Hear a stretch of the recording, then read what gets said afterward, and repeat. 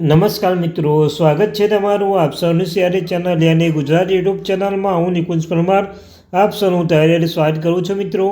તો મિત્રો, આજના વિડીયોમાં ચર્ચા કરીશું કેન્દ્ર તેમજ રાજ્ય સરકારના પેન્શનરો નિવૃત્તિ કર્મચારીઓના આવકવેરાને લઈને સરકારે કરી મહત્ત્વની જાહેરાત. જો તમે સરકારી કર્મચારી નિવૃત્ત કર્મચારી પેન્શનધારક છો તો તમારા માટે આ વિડીયો ઉપયોગી બનશે.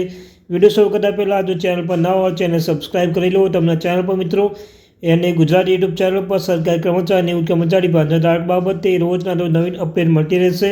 તો આપણે આ ચેનલ એટલે કે મિત્રો ગુજરાતી મિત્રો કે એને ગુજરાત યુટ્યુબ ચેનલને સબસ્ક્રાઈબ કરવાનું ભૂલશો ને. ડીઆર એચઆર અંદર કોઈ પણ અપડેટ આવે તો પણ તમને જાણ કરવામાં આવશે. તો ચાલો યુટ્યુબ ફેમિલી મેમ્બરો વધારે સમયને બગાડે આપણે શરૂઆત કરું છું. તો પેન્શનરો નિવૃત્તિ કર્મચારી માટે ખૂબ જ સારા સમાચાર લઈને આવ્યું છું. ચાલો જાણો વિગતવાર માહિતી. તો મિત્રો, કેન્દ્ર અને રાજ્ય સરકારના કર્મચારીઓના મૃત્યુ પછી તેમના પરિવારોને આર્થિક સહાય તરીકે કૌટુંબિક પેન્શન આપવામાં આવે છે.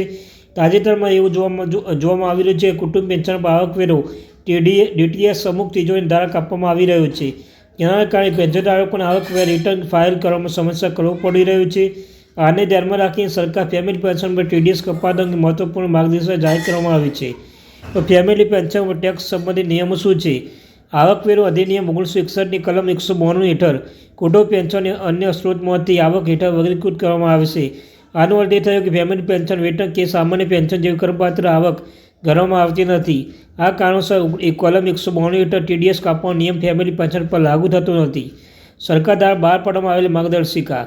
ભારત સરકાર દ્વારા નાણામંત્રાલય 7 ડિસેમ્બર 2022ના પરિપત્ર નંબર 24/2022 સ્પષ્ટતા કરી છે કે ફેમિલી પેન્શન પર આવકવેરો કાપવો જોઈએ નહીં.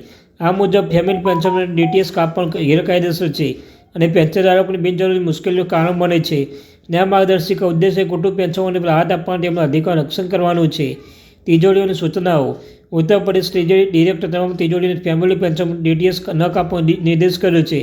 જોકે જો કુટુંબ પેન્શન ડીટીએસ કપાતની લેખિતમાં વિનંતી કરી છે તો તેને વિનંતી રેકોર્ડમાં સાચવવી જોઈએ અને તે મુજબ ડીટીએસ કાપવામાં આવશે. પેન્શન માટે રાહત. સરકાર પગલાંથી ફેમિલી પેન્શનને મોટી રાહત આપી છે, કારણ કે તેનાથી તેમને આવકવેરા રિટર્ન ભરવા સંબંધિત સમસ્યા બિનજરૂરી કપાતમાંથી રાહત મળશે. આ નિર્ણય પેન્શનોની આર્થિક સુરક્ષા સુનિશ્ચિત કરશે અને તેમના નાણાકીય હિતોનું રક્ષણ કરશે. પેન્શન માટે આગળનો રસ્તો. આ નિર્ણય બાદ આશા છે કે સરકાર અન્ય પેન્શનોને મામલે પર રાહત આપશે. સામાન્ય રીતે એવું જોવામાં આવ્યું છે કે સાંસદથી 400 પેન્શન આવકવેરામાંથી મુક્તિ આપવામાં આવશે, જ્યારે સરકારી કર્મચારીઓ અન્ય પેન્શન પર ટેક્સ લાગશે. આ અસમાનતા દૂર કરવા માટે સરકાર અંગે વિચાર કરવો જોઈએ અને પેન્શન અને પેન્શન આવક દેવાળામાંથી મુક્તિ આપવી જોઈએ. નિષ્કર્ષ. ફેમિલી પેન્શન પર ટીડીએસ કપાત રોકવા સરકાર આરીસ પેન્શનધારક માટે રાહતનો માર્ગ મોકલ્યો છે. આ નિયમ પેન્શનોના હિતોનું રક્ષણ કરવા માટેનો અધિકાર સુનિશ્ચિત કરવાની દિશામાં એક સકારાત્મક પગલું છે. સરકાર તમામ પેન્શનોને આવકવેરા મુક્તિ આપવા તેનું નાણાકીય હિતોનું રક્ષણ કરે તેવી પણ અપેક્ષા છે. તો મિત્રો, આ તે માહિતી. Thank you very much.